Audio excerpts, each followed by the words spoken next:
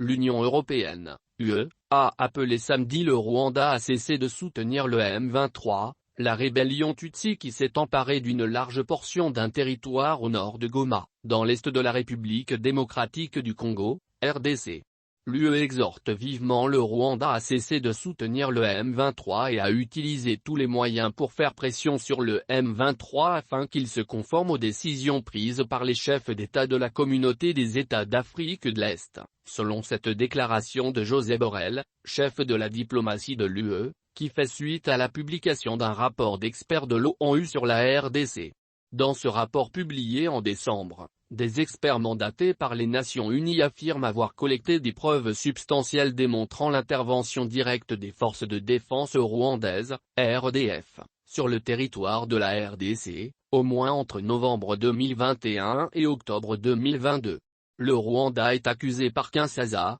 mais aussi par les États-Unis et plusieurs pays européens, de soutenir et de combattre à côté des M23 dans le Nord Kivu, province congolaise frontalière du Rwanda, où la rébellion a conquis ces derniers mois de vastes pans de territoire. Kigali dément systématiquement cette accusation. Mais selon le rapport du groupe d'experts, l'armée rwandaise a lancé ses opérations militaires pour renforcer le M23 et contrôler FDLR, Force démocratique de libération du Rwanda, un groupe armé majoritairement Hutu, fondé par d'anciens responsables du génocide des Tutsis en 1994 au Rwanda. Présenté comme une menace par Kigali, l'existence et la violence de cette milice ont justifié les interventions rwandaises passées en RDC. L'Union européenne a aussi appelé la RDC à stopper et empêcher toute coopération entre les FARC, armées congolaises, et les groupes armés, notamment les FDLR. Le Rwanda a de son côté accusé la RDC,